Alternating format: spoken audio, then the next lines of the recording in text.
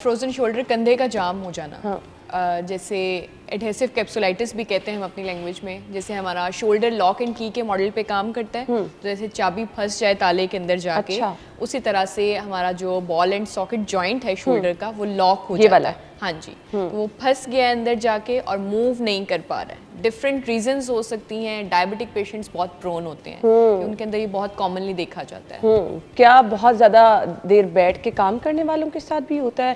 क्योंकि आजकल तो लैपटॉप पे लोग बैठे रहते हैं बहुत ज़्यादा देर, वर्क फ्रॉम होम करना है, फिर बहुत ज़्यादा लोग मोबाइल फ़ोन का इस्तेमाल कर रहे हैं। ड्राइवर हजरात के साथ अक्सर ये प्रॉब्लम हो जाती है, तो ये एक पोस्चर में बैठने का इशू है। देखिए, इसको लोग डिफ्रेंशिएट नहीं कर पा रहे रोटेटर कफ इंजरी को और फ्रोजन शोल्डर को।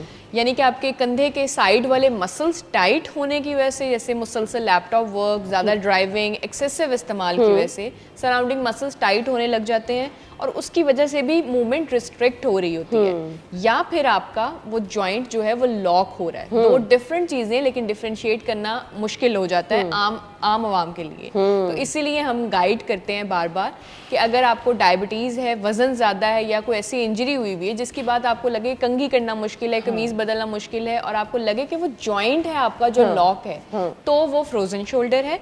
अदरवाइज हो सकता है कि आपके सराउंडिंग मसल्स जो हैं, नेक के मसल्स टाइट हो जाएं, कंधे के मसल टाइट हो जाएं, तो वो कोई और इंजरी हो सकती है, मस्कुलर इंजरी। ठीक तो हो ये गया। जानना और डिफरेंशिएट करना बड़ा इंपॉर्टेंट होता है। तो फ्रोजन शोल्डर में पेन क्या आपकी वहाँ तक रहती है? सिर्फ आपका शोल्डर मूव करते हुए आपको प्रॉब्लम होती है, ये वाले सिम्टम्स हैं? देखिए, फ्रोजन शोल्डर की 3 डिफरेंट स्टेजेस होती हैं, फ्रीजिंग स्टेज, थ्रॉबिंग स्टेज और फ्रोजन स्टेज। पहली स्टेज में आपको सिर्फ फील होता है कि बहुत शार्प पेन है, अच्छा। लेकिन मूवमेंट उतनी रिस्ट्रिक्ट नहीं हुई, आपको कंधे में मुसलसल दर्द रहता है। आहिस्ता आहिस्ता पेन कम होता जाता है, लेकिन रिस्ट्रिक्शन ज्यादा हो जाती है, कंघी करना मुश्किल होता जा रहा है, मूवमेंट रिस्ट्रिक्ट हो रही है। मैं कहूँ कि अगर यहाँ पे आके आप ताली बजा लें तो वो भी पेशेंट के लिए मुश्किल हो रहा था, क्योंकि इससे ऊपर नहीं जा रहा। ठीक है, उसके बाद पेन चली जाती है फ्रोजन शोल्डर में, लेकिन आपका कंधा मुकम्मल लॉक हो जाता है कि आप यहाँ तक लाते हुए भी चीखें निकल रही हैं। ठीक है, लेकिन पेन चला गया है मुकम्मल। तो ये 3 डिफरेंट स्टेजेस के अंदर हम इसको डिवाइड करते हैं। अगर आप एक्यूट स्टेज पे, पहले स्टेज पे ही आप अगर फिजियोथेरेपिस्ट को विजिट कर लेते हैं या होम एक्सरसाइजेस स्टार्ट करते हैं,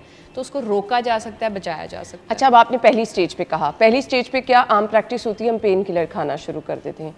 तो वो ये होता है कि जब कभी पेन हुई, बहुत ट्रिगर किया, आपने पेन किलर खा ली, फ़र्क पड़ गया, तो पेन वहीं की वहीं रहती है? वो एक्चुअली आपका मसला हल नहीं होता पेन किलर से? जब आप कहते हैं अच्छा अब तो ठीक हो गया, शायद 1-2 दिन पेन नहीं हुई, तो वो क्या वहीं की वहीं पेन रहती है? एक तो हमारी यूनिवर्सल पेन किलर पैनाडोल जिसको बनाया हुआ है, हर मसले के लिए ले लो, वो लेते रहेंगे तो यकीनन कुछ भी नहीं होगा। हाँ, इन्फ्लेमेशन स्टार्ट हो जाती है अगर आपने कोई एंटी इन्फ्लेमेटरी साथ स्टार्ट की है, कुछ हद तक फ़र्क पड़ता है, लेकिन वो एक टेम्परेरी रिलीफ है। परमानेंट रिलीफ आपको एक्सरसाइजेस के थ्रू ही आएगा।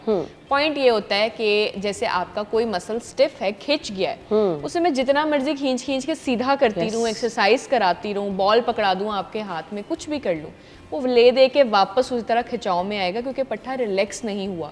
वही केस इसके साथ है कि जो पेन ट्रिगर हो गई है, स्टिफनेस शुरू हो गई है, आपको खिंचाव भी महसूस हो रहा है, उसको रिलैक्स करना बड़ा इंपॉर्टेंट है, फिर आप एक्सरसाइजेस की तरफ आते हैं। तो फौरी तौर पे पेन किलर कोई हेल्प नहीं कर रहा होता। सही सही। अच्छा, हम एक्सरसाइज तो आपसे पूछेंगे क्या है, लेकिन अगर किसी को ये मसला है तो आपने किन किन चीज़ों का ख्याल रखना है सोते हुए? अगर क्योंकि आपको पेन समटाइम्स ज़्यादा अपनी गलतियों की वजह से होना शुरू हो जाती है। हम नहीं देखते कि हम बाजू बार बार ऊपर कर रहे हैं या बाजू नीचे रख के सो गए हैं, सोते हुए आपका पोस्चर एक ही रहा, पिलो आपका जो था वो ठीक नहीं था। तो ये चीज़ें जिनको फ्रोजन शोल्डर का इशू है उनको क्या क्या एहतियात करनी है? अच्छा, देखिए, जिस किसी को भी फ्रोजन शोल्डर और उसको पता चल गया, डायग्नोस हो गया, सही डायग्नोसिस बड़ा इंपॉर्टेंट है, तो आपने सबसे पहले अपने पास इलेक्ट्रिकल हीटिंग पैड घर पे रख लेना है।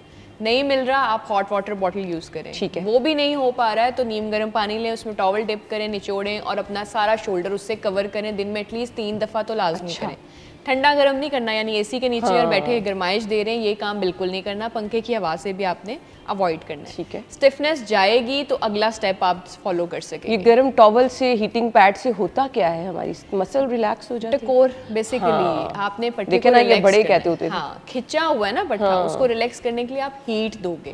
अगर आपको लगता है कि वहाँ पे स्वेलिंग या रेडनेस है तो आप आइसिंग करोगे। अच्छा। बहुत सारी ये आ जाता है, डिफरेंस आ जाता है। कुछ लोग कहते हैं कि फौरन पहली स्टेज पे आपको आइसिंग करनी चाहिए, कुछ लोग कहते हैं हीट करनी चाहिए। मैं आपको ये गाइड करूंगी कि आप आइसिंग और स्पंजिंग, कोल्ड स्पंजिंग तब करते हो जब आपको वहाँ पे रेडनेस है या आपको लगे कि पट्टा आपका साइडों पे मसल स्वेलिंग हो रही है, इन्फ्लेमेशन है, तो आप आइसिंग करोगे। अगर आपको स्वेलिंग या रेडनेस नहीं है तो आप हीट का इस्तेमाल करोगे। अब आपने हीट दे ली, पहला स्टेप पता चल गया। दूसरे स्टेप में आप लाइट आइसोमेट्रिक्स करते हो, लाइट एक्सरसाइजेस करते हो, जैसे श्रगिंग कर ली, राउंडिंग कर ली, जितना आप इजीली करो। बेसिकली आपने इसको मूव करते रहना है। वो बॉल जो सॉकेट जॉइंट बना हुआ है, आपने उसको डिफरेंट एंगल्स पे मूव करना है। सही। हिलाते हैं ना, चाबी फंस जाती है, हम हिलाते हैं आगे पीछे कि वो निकल आए किसी तरह, वही आपने अपने जोड़ के साथ करना है। सही सही। सो मुझे ये बता दीजिएगा, इसमें कुछ आपकी डाइट का रोल भी होता है। कुछ लोग कहते हैं कि अच्छा हम तो ज़्यादा काम भी नहीं बैठने वाला करते, फिर भी हड्डियों में बहुत दर्द होता है, शोल्डर में बहुत पेन है, नेक में, तो ये हमारी डाइट भी डिपेंड कर रही होती है। देखिए, हमारी डाइट के अंदर से बेसिक न्यूट्रिएंट्स तो मिस हो चुके हैं। हम डाइट प्लान्स के चक्करों में पड़ गए हैं, हमें ये नहीं पता कि हमने एक्सरसाइज को भी उतनी ही अहमियत देनी है। हम डाइटिंग कर रहे हैं और बेसिक न्यूट्रिएंट्स जाते जा रहे हैं। कुछ लोगों को प्रोटीन ज़्यादा चाहिए होता है जी, वेट लॉस की जर्नी पे प्रोटीन लें, कार्ब्स माइनस कर दें, फाइबर ये कर दें, फाइबर ऊपर कर लें, फाइबर नीचे, बेसिक चीज़ चली जाती है। विटामिन डी का पता ही नहीं बेसिक सोर्स क्या है। जब आपने वो डाइट प्लान बनाया, हो सकता है विटामिन डी बिल्कुल आपकी उसमें से माइनस हो गया हो। आम हालात में भी मेरा नहीं ख्याल आप या मैं उतनी अच्छी एक डाइट ले रहे होंगे जिसमें विटामिन डी भी हो, कैल्शियम भी सही जा रहा हो, B12 भी हमें चाहिए हो, मैग्नीशियम भी चाहिए हो, तो ये बेसिक न्यूट्रिएंट्स मिस हो रहे होते हैं।